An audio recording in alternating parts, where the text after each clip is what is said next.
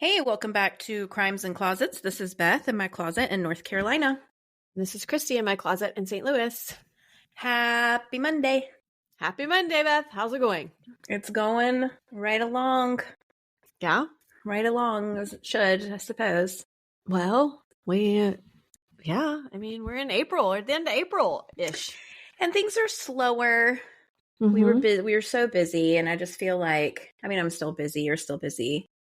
We're doing track. That's an animal. Mm-hmm. Just your first year in track, huh? It's our first year in track. It might be our last year in track. Although my oldest is fast and he does well and he wins, and that's cool. But it's like he's a sprinter, so his are real fast. So I'm like, woo, for 1 minute. And not even 12.8 seconds. Yeah, literally. That's what he did the 100 in. Yes, and 20 some seconds for the 200, but then he does 2 relays also. So those are a little bit longer because there's like 4 of them. So he's fun to watch, but it's just so slow to sit there and like people talk to you. I'm sorry that sounds bad, but it annoys me. You're like, I only talk to one person on Thursday morning for hours straight, and that's it. Yes. Well, that I enjoy. That is true. If you can't book me during that time, I am not available. But I'm going to tell you, I went to this track meet on last Monday. Okay. And my husband didn't go and my little 2 kids didn't go. So it was just me. So already I'm like, I'm going to be studying alone. Okay. I purposefully tried to make myself be as unapproachable as possible. Not kidding. Sunglasses, hat, umbrella. I brought the comfy chair and a book, dude. Which I feel like if you're reading a book, that's like global red flag to not speak to you. And do you know, I met 3 teachers from the school. I met another mom whose kids ride our bus. They did not get the memo. Be careful, they might be listening. Oh gosh. I just met them. Anyways, so it's not like personal. I'm sure they're lovely people, and they were lovely. They were perfectly nice, and they were having a great time chatting. I just wasn't. Yeah. And I was texting Wes like, you're coming from now. He's like my shield or something. Like, yeah. No, I get it. I just told you that I went and now that my oldest is not actually running in anything because he's doing throwing, it's different because that's usually at the very beginning of the meet. And they get it done and out of the way, because if they're in other events, they can go and do it. Typically they're not. But anyway, well, yesterday I went and was like, oh, rain delay or lightning delay. And I was going back and forth between driving there because they kept saying, no, it's on, no, it's not, no, it's on, no, it's not. So I finally came home. And then I got there literally at the second that they called his name to throw. And so like I busted my butt to get from the parking lot to where he was throwing, basically walk up. Looks like I'm walking up to the like fence and like recording a random kid. And then I walk away. And I bet you all the parents were like, creeper. Because literally that's why I recorded and walked away. I was like, done. Next time you need to bring your hat and your sunglasses, and then they won't identify you unless you're me.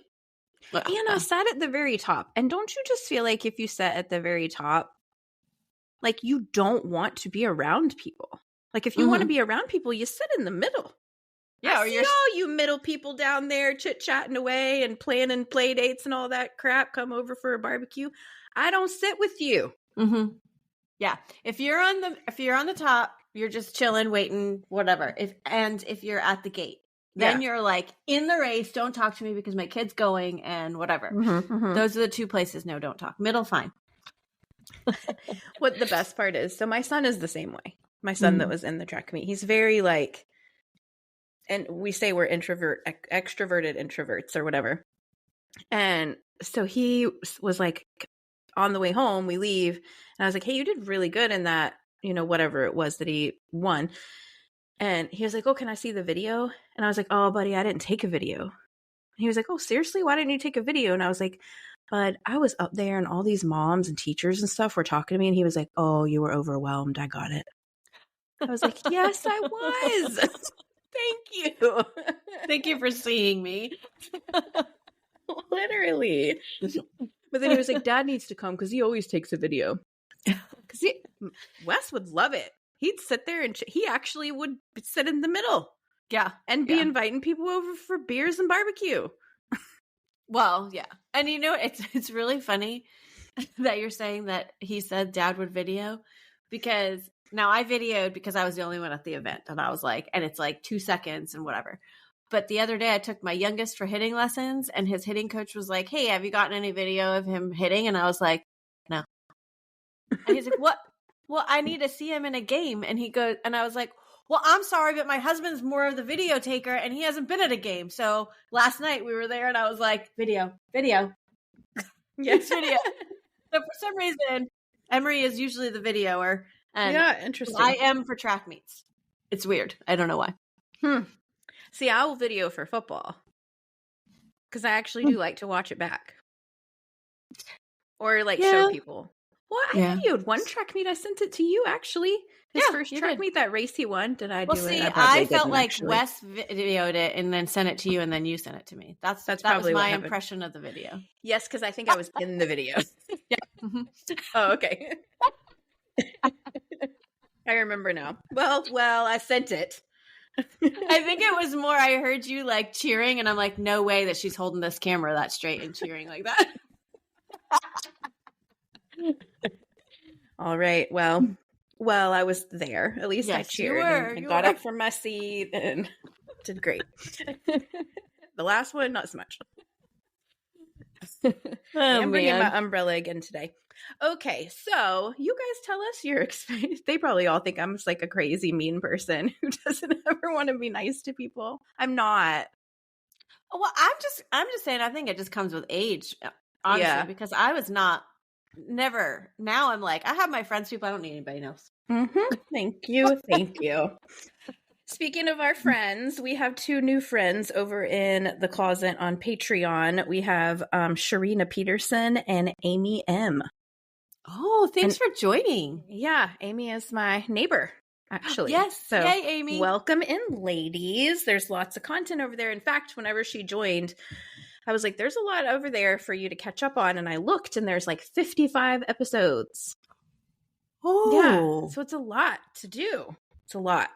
Gosh, we have those and how many hundreds on regular over 200. Feed?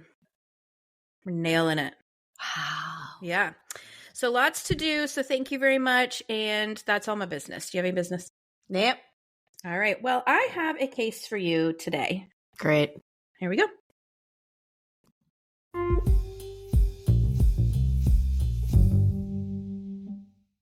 Okay. So this case was suggested by our listener, Casey, who lives down in Georgia. Oh, and she lives in the county or one of the counties that part of this occurred. Is it like Casey G? Yeah. Okay. I just remember her name. Yes. Yeah. And anyway. Okay. So we'll be in Marietta, Georgia and Cumming, Georgia. That's where Xavier was born. Marietta, right? Yeah. Yeah. And then we've been in Cumming several times. Yes. So it's like the true crime of Georgia City. I literally had that. There's a lot of murdering happened down there. Yeah. Cumming is like Florida in one city. Yeah. Mm-hmm. Okay, so this case is crazy. Obviously, there's no exception. We're going to be talking about murder. It's the case of Lynn Turner and Randy Thompson. Okay. Maurice Glenn Turner was born on September 5th, I have 1663 in here, which is hilarious because it's not. It's this century. It's 1963. Got it. Nailing it already. Mm-hmm. 2 parents, Dillard and Kathy Turner. He had a sister, Linda, and a brother, James, and grew up in Marietta. Glenn is described as being easygoing, likable, and very trusting. He was a police officer for Cobb County. which is the county that Marietta is in, and he really loved his job, and he actually was said to have been one of the good cops. Okay. So I just want to bring that up because Yes, Georgia's, yay for him. Yes. Glenn loved motorcycles from a young age, so right out of school, he became a motorcycle cop. Oh. He was a big guy, and everyone saw him as a teddy bear. In 1991, Glenn met a beautiful woman named Julia Lynn Womack, who went by Lynn. So Lynn was a 911 dispatcher, which is a really cool job. I've actually thought about doing that as a job. I think it would be a cool job, honestly. I do too. So that's what she did. And she was about 5 years younger than Glenn. She had a really big personality, and she was like good looking. Mm-hmm. Lynn had tried to become a police officer herself, but she didn't pass all of the exams necessary. So she got the job as the dispatcher, and she also worked as a civilian with the undercover narcotics unit. Oh. Yes, so that's cool and dangerous sounding. She liked to be around law enforcement. Mm-hmm. Clearly.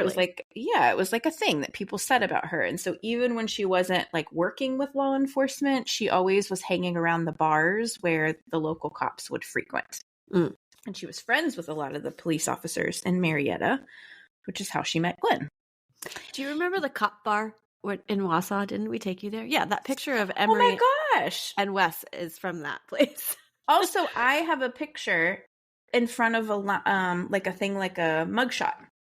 Oh, where it has the height behind you, and you can, I have a picture of me like that. I love a cop bar. Yeah, so she did too. Mm-hmm. She really took to Lynn. She like really liked him, which was kind of a surprise to him because he knew her, like everyone knew her, and he always kind of saw her as out of his league. Mm-hmm. But he was really smitten with Lynn, and she actually pursued Glenn pretty hard. Like, she pursued him. So she was like showering him with affection, attention. She was very open about that she was extremely attracted to him and that she just like wanted to jump his bones all the time. And she seemed to be kind of infatuated with him. So it was a little over the top for Glenn's friends and family. They kind of saw her as like, she's extra. Mm-hmm. Especially his cop buddies, because they know her and they know that she just in general likes cops. And so it's like, why are she going so hard now all of a sudden for this one? But they were happy for Glenn because he was kind of a bachelor. He had never really settled down and gotten serious with anyone before. And it seemed like he'd finally found someone that he enjoyed spending time with, who was nice to him. They both loved NASCAR and they would attend races together all the time. For Christmas of 1992, Glenn surprised Lynn with an engagement ring. Mm-hmm. And the two of them got married about 8 months later in August of 1993. Okay, so pretty immediately after Glenn and Lynn got married, Glenn and Lynn. I know. I'm like, I don't even know. It's like a tongue twister. I don't know how you're doing it. Well, it's funny because I haven't said it out loud until just now. I've just been writing it, and that is comical a little bit. Mm-hmm. So Glenn and Lynn, they got married, and Glenn noticed immediately a switch in Lynn's personality and behavior. So she started to distance herself from Glenn, and she stopped being affectionate, or really, she stopped like being nice to him in general. Glenn tried to bridge this gap that seemed to be like building between the two of them, and his coworkers would hear him on the phone with Lynn, and he would ask her, "Can I bring you anything after my shift? How is your day going?" Normal husband to wife conversations, but he would always get off the phone frustrated and shaking his head, saying things like, "I don't know why I even bother," just kind of exasperated by the way that she was behaving. Glenn also confided in his good friend that even though they had been married for a few months, Lynn had developed a female problem. I'm putting this in quotes, and they only have had sex 2 times since their marriage. Oh. Like, so since the wedding, they've been married for months, but have only had sex twice. Do we know what the female problem is? No. Okay. I do not. I don't know. I'm guessing Glenn did. Right. But I don't know. So on top of getting kind of a cold shoulder from Lynn, Glenn also realized that she was a very big spender. Mm. So he's a cop. She's a 911 dispatcher. They did not make a ton of money. Decent amount of money, like a living, yes. But she was definitely living way outside of those means. She racked up huge credit card debts and would finance big purchases like cars, televisions, just racking up all this debt that they really did not have the funds to pay. And Glenn actually ended up getting a second job at a gas station in order to just make ends meet and attempt to pay off the debt that Lynn was racking up. Was she like this before they got married? No. No, she was sunshine and roses, Lynn. Well, I know, but do we know if she racked up debt? That part of it. I don't know. I think they were fairly young when they got married. I'm thinking like mid-20s, maybe a little younger, her at least. So I'm not real sure. Okay. So the financial issues were also a point of contention, on top of the fact that Lynn was being really mean, that they weren't having an intimate relationship. And if Glenn tried to cut her off and say, you need to calm the spending down, she would pop off and get very angry at him.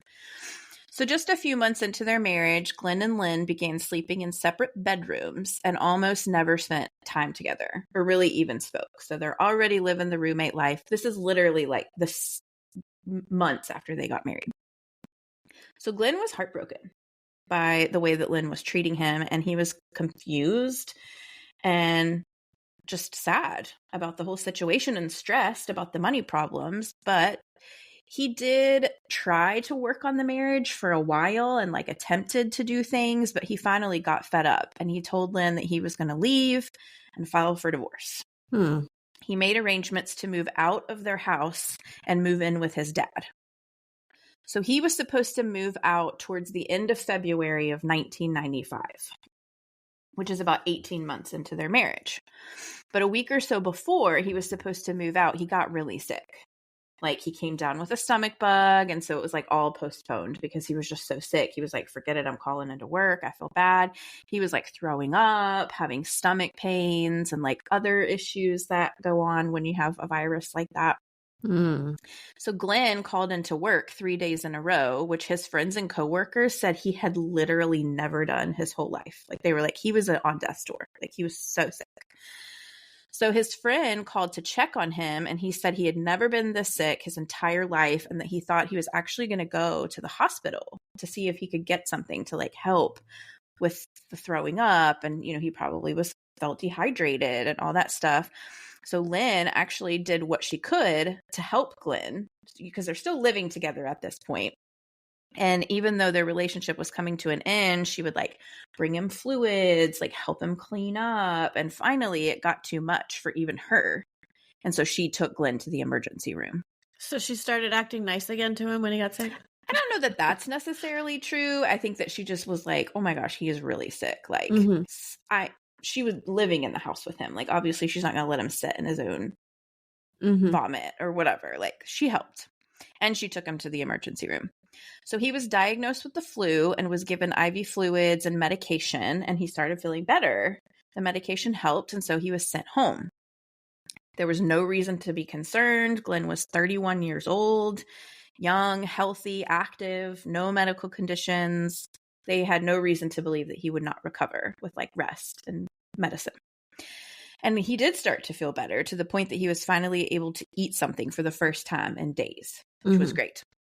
So since Glenn was feeling better, the following day, Lynn actually decided, okay, he's good. I have to leave and go run some errands, because she had kind of started in the days when he was really sick. She was like putting things off and staying home to like be if he needed her.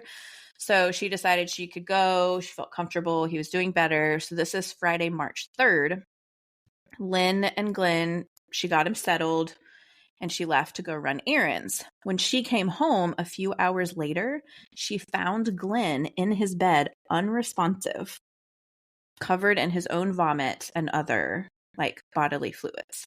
Oh. Lynn called 911, and when paramedics arrived, they actually determined there was nothing that they could do for him, and they pronounced Glenn dead. Oh my gosh. 31. Right. So Lynn and Glenn's friends and family were shocked and devastated because this had escalated so quickly, especially since he was starting to feel better. So they requested that an autopsy be done. So the autopsy showed that Glenn was perfectly healthy. The only abnormalities that they found was that he had an enlarged heart and signs of irregular heartbeat. So his manner of death was listed as natural causes, with the cause being cardiac related. So they thought maybe he's had this for a while. His heart was compromised. He got the flu and it just took him out. So they're super confused because he didn't have a history of heart issues or medical conditions that they knew of. And it's most likely he would have felt bad and he never mentioned anything. But what are you going to do? Toxicology screening came back normal. No indications of foul play. There wasn't anything in his system except for like a green jello substance, which Lynn said that's what she had made for him when he started to feel better. So everything seemed like just a tragic heart issue. So they held a funeral for Glenn and they tried their best to move on. And everyone just kind of had to accept the fact that Glenn had been stressed. He was exhausted. He was having marital issues. Apparently this underlying heart thing they didn't know about got the flu, and his body just didn't have its normal strength or immune system to like fight it off properly. Lynn ended up going under some scrutiny in the days and weeks after Glenn's death because his friends and family felt like she was not really grieving, which we say all the time is like there's not an appropriate way to behave. And most people kind of saw it that way and chalked it up to the fact that she was just in a weird position because the two of them were estranged. Like they were not together and were, you know, not going to be together and be married anymore. And then all of a sudden now he's dead, which is just a weird position to be in. Right. But here she is collecting on his $200,000 in life insurance, which she was the beneficiary of because she was his wife. She also received about $750 a month from Glenn's officer pension. Oh, yeah. Right. So Lynn, because his friends and family were just kind of like not being very nice to her, I guess, because she wasn't being very nice to Glenn towards the end. And so she ended up moving, and she moved to Cumming, Georgia, which is like 45 minutes away from Marietta. And that's actually where she was originally from. Okay. And she kind of just cut herself off from Glenn's family and friends and was like, you know what? I don't need this. I need to move on with my life. So she moved. And she got a job working as a secretary at the district attorney's office in Cumming. Almost immediately after Glenn's death, Lynn actually met a new man. And she got pretty serious with this man. This was Randy Thompson. So Randy was a divorced father and he had one child. He had previously been a sheriff's deputy for the Forsyth County Police Department, but had changed careers and became a firefighter, which was his dream job his whole life. He was born June 12th, 1968, and he grew up in Georgia. He's described as being kind and generous, and he was really close to his mom, Nita, and his two sisters, Kimberly and Brandy. And then he also has this child. Randy did like to party. And there were some occasions when his drinking would become pretty heavy, but he was a good man, good dad. You know, that's pretty much all everybody said. Good about him. When Randy met Lynn, he was taken by storm by this woman. So much like she did Glenn, she showered Randy with gifts. She took him on trips. They went on cruises. She seemed to be over the moon for Randy, and she spent a bunch of money on him and attention. And just a few months after moving to Cumming, Lynn actually bought her and Randy a house. Now, meanwhile, keep in mind where she's getting all this money. Right. Her dead husband. Yeah. So they move in together and they seemed very happy. Less than a year later, in January of 1996, Lynn and Randy had a daughter that they named Amber, and then shortly after that, they had a son that they named Blake. So now they're happy little family of 4. So Randy did propose to Lynn, and he really wanted to marry her officially. He gave her a ring, but they never got married. And most likely, this is just me speculating, I would guess it's because if Lynn remarried, she would probably lose that $750 a month pension that she was receiving after Glenn's death, because that's like spousal support kind of. And I think she would lose it. That's just my opinion. I don't know that for sure. After a few years, it became pretty clear to everyone, though, that Randy and Lynn were no longer happy together. So Randy's drinking seemed to be getting worse, and he seemed stressed all the time. He and Lynn were having financial problems because, guess what? Lynn was overspending, and they were no longer like getting along and just seemed to be a little bit toxic at this point. In 1997, so this is a couple years after they got together, Lynn actually charged Randy with battery, claiming that he hit her in the mouth. And he was convicted and given 10 months of probation for this. So it seems like there were some physical situations going on as well with children in the home, which is really unfortunate. At one point, Randy got so despondent over their marital issues that he actually attempted to overdose with medication. Thankfully, after he took the pills, he called someone and told them what he had done. And they came immediately and took him to the hospital, and he was able to be treated and ended up being physically okay from that. Okay. But it just goes to show you how bad their relationship had to have been for him to feel that way and like cry out so loudly for help. So finally, in 1999, Randy had had enough of their relationship. And although he hated to leave his children, he did move out of the house and into an apartment. He told his friends and family that he had to get out of that relationship for his own sanity. Okay. So it was literally driving him to, bonkers. Like he couldn't take it anymore. Lynn continued to kind of string Randy along, particularly using the children as pawns against him, which is like the oldest trick in the book and super nasty. And despite how bad things were when they were together, Randy was still loyal and he still loved his family and he wanted to have a decent relationship with Lynn if he could.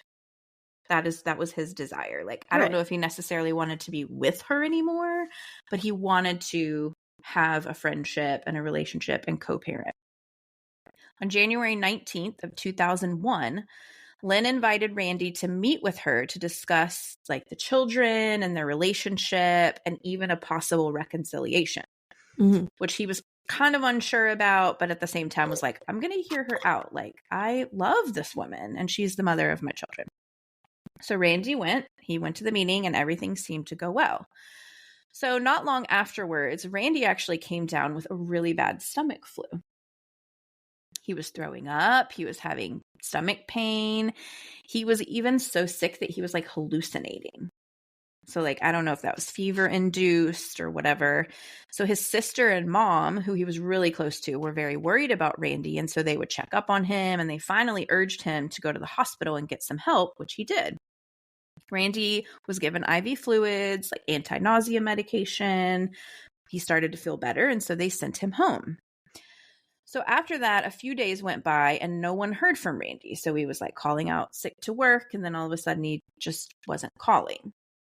So Randy's family also was trying to reach him. They called the fire department. They learned that he hadn't been to work and no one had heard from him. So they're alarmed. And one of the fellow firemen went to his apartment to check on him. Unfortunately, Randy was found dead on January 22nd of 2001, laying on his couch in a pool of his own vomit. Husband number 2. Yes, and he was 32. Well, not husband, I guess. Yeah, but I read in some places that he was a common law husband, but they were only living together for 6 years, and it's normally 7 or 9, and I don't even know if Georgia does that. So they were not officially married. That was like a really big deal in everything. So, of course, Lynn and the family were devastated. I mean, he's got 3 children. 3 young children at this point. He has 2 with Lynn, and then he had 1 from a previous marriage. So they requested an autopsy be performed. Randy was also found to have had an enlarged heart, and he also had some like cardiac issues. So it was determined that those were his cause of death and that it was natural causes.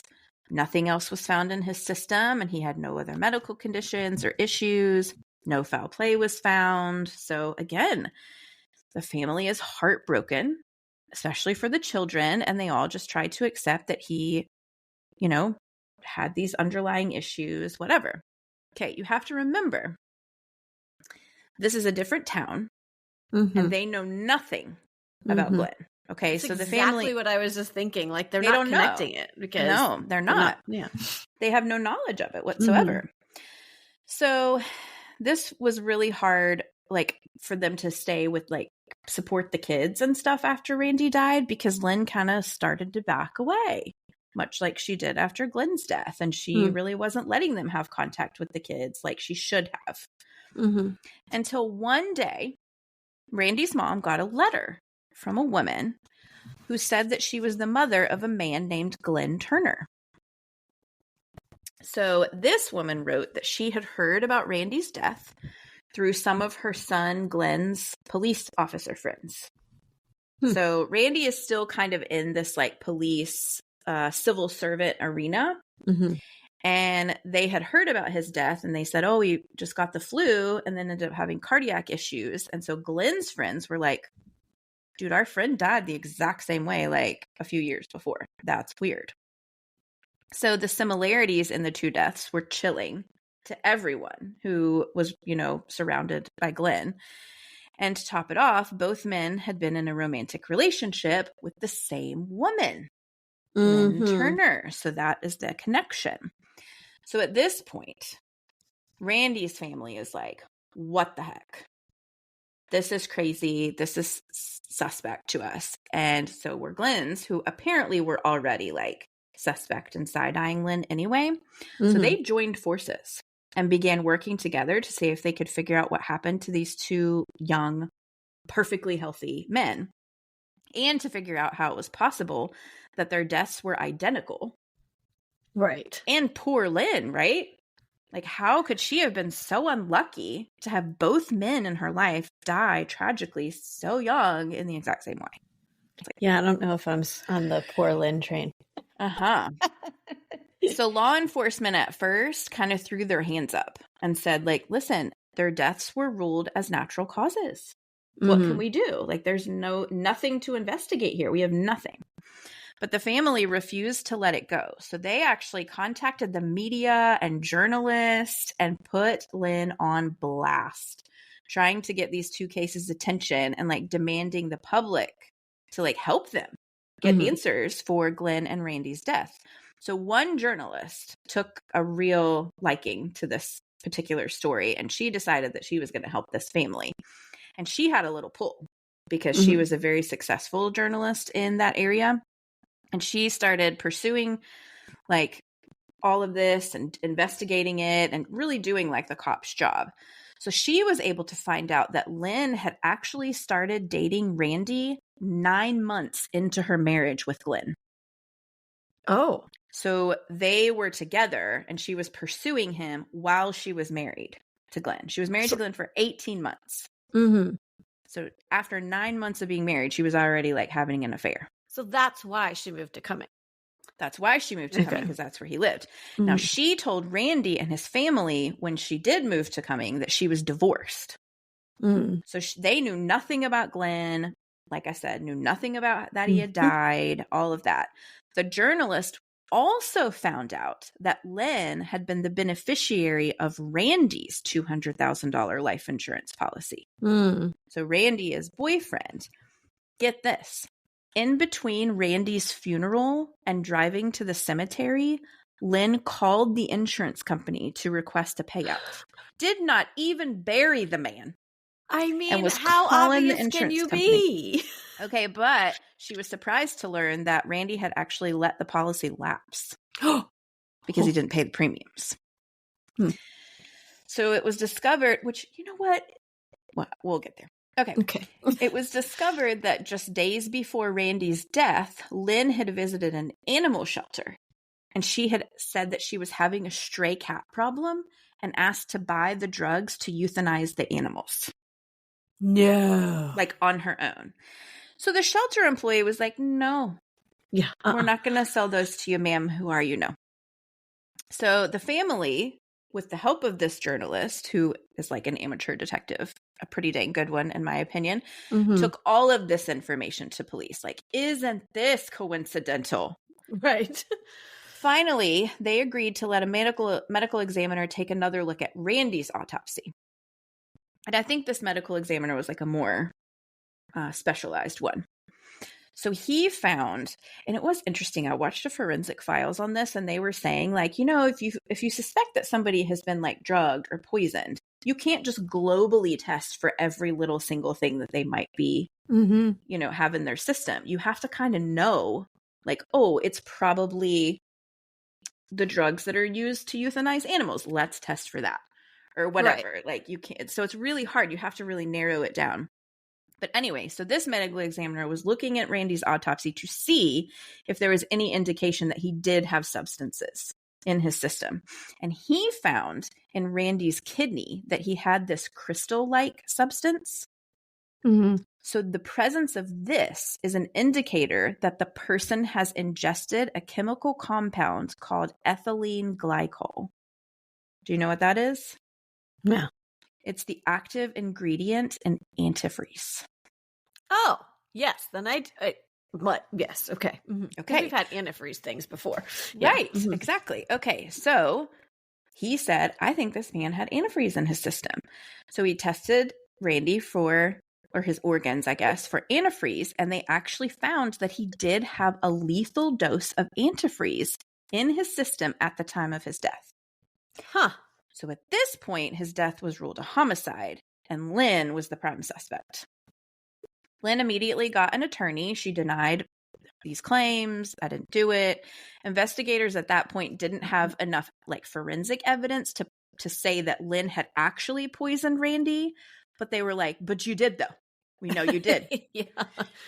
So they continued to dig and actually started reinvesting Glenn's death from 6 years prior, because they were like, if we can prove that he was also drugged or poisoned, boom. She is definitely the only connection between the two. So they exhumed Glenn's body, and it was noted that he also had evidence in his kidneys of ethylene glycol. So when his body was tested, he also had a lethal dose of antifreeze. Jeez. Antifreeze, though. Right. I know.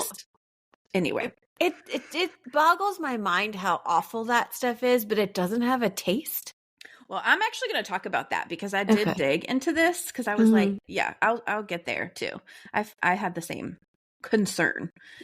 So in November of 2002, Lynn Turner was arrested. She was charged with the murders of Lynn Turner and Randy Thompson, claiming her innocence all over Georgia. The prosecution theorized, based on Glenn and Randy's stomach contents, that Glenn had been poisoned with Jell-O, green Jell-O, and that Randy had been poisoned with sweet tea. Okay, the motives for both murders were speculated to have been for money, except she didn't get any money for Randy's because the insurance policy had lapsed, which, I was going to say this, verify before you murder. Well, yeah, I was going to say she didn't know. She thought she was getting money. Right, but like, if he's responsible for paying the premiums, and he's not living with you and hasn't for a couple years, and you were never married, number one, make sure he didn't remove you as a beneficiary when he moved out, and number two, make sure there's still a policy before you go murdering. Yeah, I wonder how you go about doing that, because I would imagine, like, can you just call and inquire about that? If you're a beneficiary, you could. Okay. I mean, I just wouldn't imagine. I would just, to me, that would be, well, no, I'm not going to give you that information, because what if you're calling to know if you should murder somebody? Well, maybe now they wouldn't, but yeah. We're a little more savvy now, I hope. I would like to think. Okay, so both Glenn and Randy were done with Lynn and were either about to leave her or already had, and she wanted that money, and so she killed them in an extremely torturous way. Like, that is that's a terrible death. Okay, so about the antifreeze. At the time of their death, so one was in 95 and one was in 2001, Antifreeze was a green liquid, Mm-hmm. and it had a very sweet taste. Like, oh, that's what I remember, it being sweet. Candy on steroids kind of thing. Okay, so now the formula has actually been changed, and it has got something in it that makes it unbearable to taste. Like, you cannot ingest it. You would throw up immediately.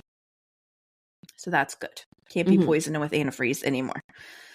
So in May of 2004, Lynn was found guilty of Glenn's murder. And then in March of 2007, she was found guilty of Randy's.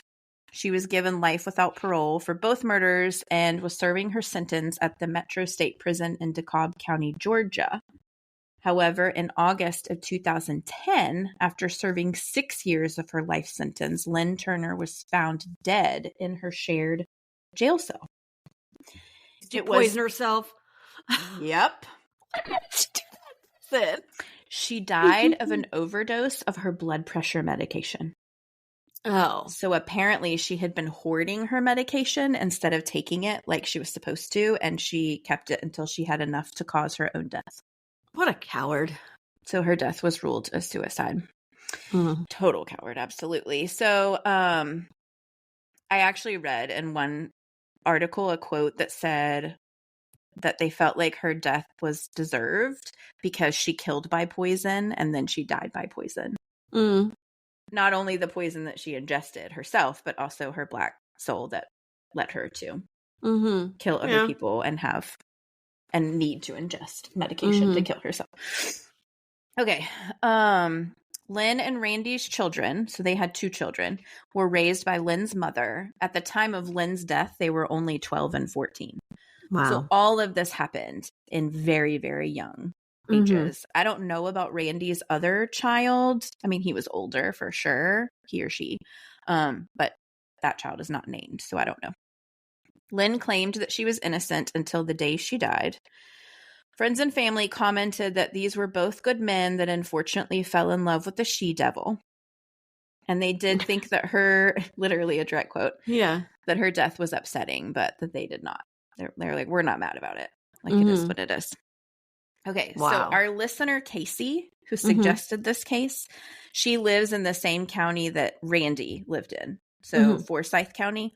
Her mother was on the jury for Randy's trial. Isn't that crazy? For which one? Do you know? Randy. Oh, you said Randy. Sorry, I didn't hear you. So the second one, the boyfriend. And she said that her mom told her that Lynn was like a really sick and twisted woman. Well, she was. Sounds and I watched some of the trial footage and I was like, I wonder if I saw your mom. Oh my gosh. And Lynn is called the Antifreeze Killer. And is technically on now today's standards a serial killer. Yeah, that's what I was thinking when you started talking about it. But yeah, I mean, she probably would have gone on to do it again. 100%. She was so young when, I mean, she was 27 when Glenn died. Immediately, was already in another relationship with Randy. So she would have been 33 when he died. So does anybody know if she was already in a relationship with somebody else? I don't know. No, I never saw anything about that, but I would not doubt it for one daggone second. This woman is awful. At this point, somebody would have like come forward and been like, "Oh my gosh, she was dating me at the time." You know, like just to be like, "I could have been next." You definitely would have been next. Yeah, there's no question in my mind. And I don't know how she could say she was innocent until she died, because well, the sweet tea, clearly, like, whatever, he could have gotten sweet tea. She said that she gave him Jell-O. So, well, how else, like, if that's how they said that he ingested it. Well, that's what they think, because that was one of the only things in his stomach. Well, yeah, because he was throwing everything up. Right. Yeah. Interesting. I think she probably gave it to him multiple times. Well, that's my opinion. Well, yeah, he was sick for days, so she probably, like, ramped it up. Like, as she went until it was like, okay, now you need to die. And then here's the lethal dosage. Terrible. And it's one thing, I mean, she did this to Glenn, and it's like, it's also very interesting to point out, too, that so she killed Glenn with antifreeze. And then with Randy, she actually tried to get the drugs from the animal Right. shelter. So she didn't want to use antifreeze again. So I even think that she was so with it that she was like, man, if they find out it's antifreeze ever, that's going to definitely be too coincidental, and I'll definitely be in the hot spot. So let me get something else that won't show up. Jeez. That they won't test for. So she did try. She probably didn't want to Google something else either, because then they would have found it. Yeah. Well, What to use instead of antifreeze. 2001. I don't know if that was even like the interweb was a baby. Yeah, it was. It definitely was a baby. Yeah. Gosh, it was so long ago. It is. Anyway, I'm really glad. And I told Casey too, I'm like, your mom is awesome because she helped give justice to Glenn and Randy's families. Yeah. Yeah. And I'm telling you, I would not be mad about being on a jury, a murder trial jury. I don't think they'd let us. I've thought about this more than I should have. I think if they found out we were true crime podcasters, they'd be like, no, you are dismissed. Yeah, maybe. I don't know. I mean, I feel like they are so hard up for juries now that it's like, because it used to be anybody related to a cop. Like I was always like, I'm in the skating free. My dad was a cop, but now. So one time I got dismissed from a jury because my brother was an attorney. Right. A criminal attorney in that town. Mm-hmm. And so they wouldn't let me do it. And I was real upset. I was like 19. Right. I mean, I would have actually liked to have done jury duty. I mean, now I would. Now I would like to. Yeah. Back then, when it was like, oh, I was of age, whatever, and my dad's like, you don't have to worry about it because you're a cop's daughter. Like, you're never going to get called, and even if you do, like, they're going to be like, see ya. Yeah. But, so now I would love it. I do. But I would, me too. Make my, what is it, like $20 a day or something? Oh, yeah, I know, right? I don't even know what it is. Lunch. Sequester me, baby.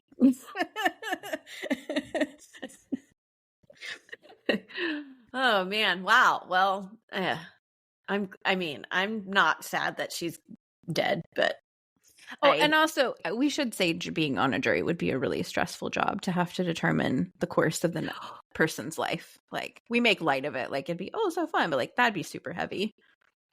Okay. So agreed. Depending on the case. I'm just saying, for me, it would be like super interesting to be part of that process to like really understand it. Cause like, we think we understand most of it, but it's like, well, I don't have firsthand knowledge of like how it goes and whatever. So anyway, yeah, it's whatever. I watched a show called 12 or The 12. Recently, and it was about a jury who had to like, it was a drama, but anyway, it wasn't that great, but it still made me like, oh, interesting. I would do it. I would do my civic duty if asked. Yeah, I probably would too, as long as like it wasn't being a time that I was going on some giant trip. Well, but vacation. But I'm going to New Zealand. I can't. Understandable. Yeah. Florida, meh, I'll take the jury. Yeah. So anyway, well, thanks for sending that in, Casey, and sharing that your mom was part of that and whatever. And thanks for diving into that. Yeah, you're welcome. Terrible lady. Yeah, I was about to say that I am not sad that she's dead, but I just hate when people do that. Like, you're like, serve your time. Right. If you can't do the time, don't do the crime. Yep. Like, just don't do it. Like, if you get caught, you get caught, and you need to like be punished for it. Yeah, agreed. But anyway, whatever. And also make sure she's taking her medicine. I know. I didn't even know you could overdose with blood pressure. I mean, it makes sense, but like, that seems like that would really suck. Like, that would be like a real bad way to go. But guess what? So is antifreeze. Does that lower your blood pressure to the point where it just stops? Like it lowers it so much? I wonder what that would do. I know. I did not Google it. I was going to say, I did not go down that rabbit hole. I was done with Lynn. Yeah. Well, and of course, it's like you said, the things I have to Google, I'm definitely on a list right now. Oh, yeah, because I was Googling all this stuff about antifreeze. Right. That's why I said that, because I was like, somebody is definitely going to flag my computer and be like, why does she want to know Don't so buy much about any the right chemical now. compound and how it crystallizes in your kidneys and like Yeah. how long it would take to die and all this stuff. I'm like Googling all this stuff. It's like, Oh my gosh. Yeah. Don't buy any right now because you will definitely be flagged. They're looking at know. all the security cameras at all the Home Depots and Lowe's. Well, you can't get it. You can't do it anymore because it tastes bad. Oh, well, that's true. That's true. But They took it out of the arsenal for the you have murderers. to like inject it in them with a syringe. Anyway, I don't know why. Okay, See what I'm saying? I know. Done. We're done. You're done. I'm done. Rest in peace, Glenn and Randy. Yes, so sad. Man, I was like so excited about Glenn getting together with this person that he thought was out of his league, and like he was like happy, and then he wasn't really quickly after they actually got married. So. And those poor children, to know that their mom killed their dad and then also killed herself. But anyway, well, thank you for diving in. Let us know what you think about this case. I'm sure we'll probably hear from Casey. Yeah, and if you've ever had jury duty. Oh, yeah. Let us know. I want to know everything. Right. If you know what? Ooh. I'm wondering, like, could we do some sort of, like, bonus or even live where we have, like, people who were on jury. Yeah. And, like, if they can and then share we can do the experience. Case and then let them tell us their part of the experience. Right. If they're allowed to talk about it. Because I would imagine, well, although I guess if it's done, you're allowed to talk. Mm-hmm. And also if they are willing. Mm-hmm. Because some people might be like, I don't want to tell people I was on that jury. Like, whatever. But yeah, if you've been on a case, a jury, and it's also a case we could do, then we could do the case and have you like at the end. Yes. Write us immediately. Yes. Let us know. Mm-hmm. I love when like ideas just in closets at gmail.com. Yep. Mm-hmm. Stop what you're doing. Or on our Instagram or Facebook. We look at all of them. We get all the messages. So yes. Anyways, cool. Ooh, I'm excited now. All right. So write us in. Let us know what you think about this case. Let us know what you think of jury duty if you don't want to share what case you were on or whatever. Oh, anything. For any reason. We like to hear from all of you all of the time. All the time. And I think that's it. And go check us out over on our Patreon. We have always two episodes a month, one fun, one crime. So $3 a month gets you some more fun if you're so inclined. And just always remember, the world is scary. People suck. Hide in your closets.